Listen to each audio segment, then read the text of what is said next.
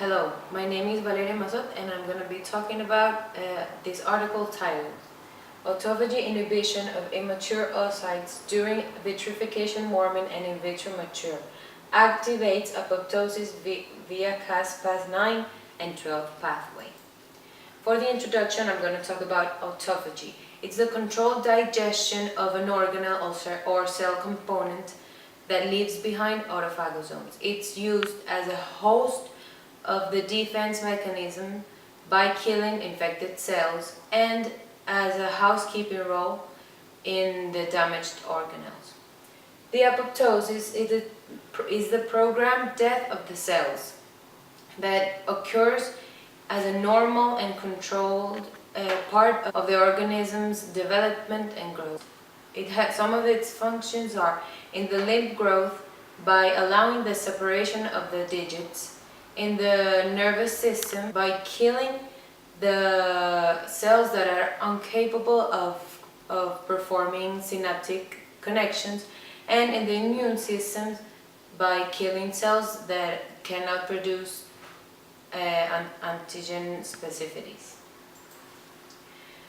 For the apoptosis, we have to use a set of enzymes, and in this article we are talking about 4. Caspase 3 and 8 that are executors of the apoptosis, caspase 9 that it's an inducer of the apoptosis, and caspase 12 that it's an inducer of the inflammatory response. They all connect because the autophagy, as said before, is the digestion of one organelle and that leaves behind an autophagosome. If many other autophagosomes are accumulated in a cell, the apoptosis activates, meaning that these are two independent processes that can link because the excess of one can lead to the other. In this study, we will be observing them by using the cryopreservation oocyte system. The objective of this study was to determine the role of autophagy in immature oocytes, vitrification, warming, and in vitro maturation. The animals we used were 50 female ICR mice aged from 5 to 6 weeks and that were housed in ideal conditions.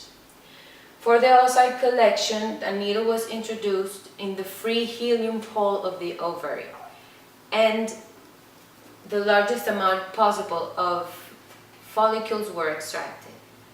After this comes the vitrification. The vitrification, these oocytes that were extracted are submerged in liquid nitrogen at a temperature of minus 196 degrees Celsius.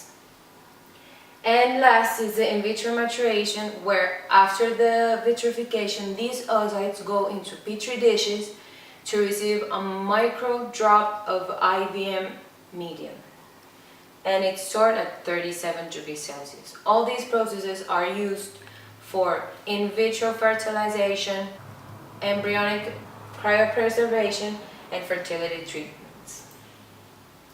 Real-time PCR is one of the tests made in the study. It's used to detect the accumulation of amplified products while the reaction is being done. It's like a regular PCR, but with an extra ingredient, that is the single-stranded DNA probe. It's used to quantify the viral load of patients in the blood of patients with HIV, hepatitis B, and other viruses. As we know, HIV is an RNA virus, but this RNA can be quantified after it's copied and turned into a double-stranded DNA. The Western blot is a gel that is used to separate proteins by its molecular weight. After this, they are transferred into a membrane where they can be marked with antibodies. It's used for the verification of proteins after they've been cloned or modified, and as a confirmatory test for patients with hepatitis B, and type 2 herpes infection. Intracytoplasmatic sperm injection. It's a procedure where a single sperm is injected straight into the cytoplasm of an oocyte. Here we have the example. And it's used to prepare the gametes for the obtention of embryos that can then be transferred to the maternal uterus or kept held in cryopreservation.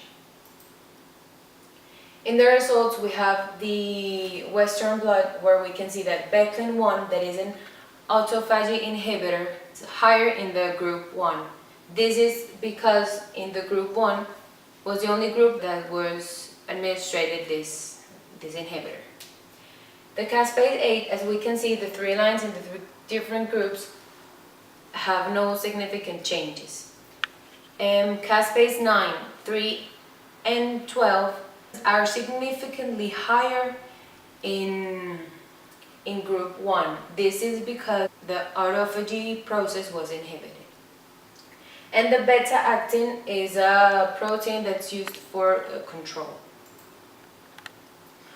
In this table we have the viability, fertility, cleavage, and blastocyst formation, where we can see that in group 2 is significantly higher than in group 1, where the inhibitor of the autophagy was administered.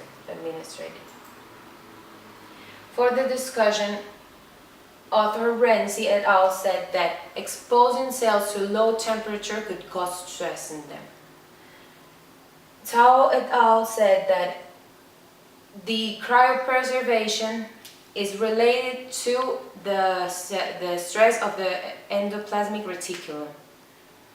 Liu et al. Said that cryopreservation makes a lot of alteration in organelles of the cell, which is why she says that it's important that the autophagy is not inhibited. And Jones et al. Said that by inhibiting the autophagy, we can see how the apoptosis is activated using caspase 9 and 12 pathways. For the conclusions, for cryopreservation of oocytes, it cannot be inhibited the autophagy if the results needed are a cell capable of fertilization. And the vitrification-warming process and IVM induce cell stress, leading this to the autophagy. Here's a map where I use the apoptosis as a central idea. Like I said before, it's a process of organized cell death, and it's used for sculpting digits, death of tumor cells, among others. And the main pathways are the death receptor, the mitochondria, and the endoplasmic reticulum stress. The endoplasmic reticulum can stress using temperature changes, unfolded proteins, and intracellular alterations. I use the temperature changes to talk about the cryopreservation, and as I said before, the apoptosis is induced by the caspases. There are 3 types: the executioners, the inducers, and the inflammatory. Caspase 3 and 8, like I said before, are executioners, 9 is an initiator, and 12 is an inflammatory response one. They all link in the cryopreservation, and I concluded that for the cell to remain healthy, autophagy and apoptosis cannot be inhibited. Thank you.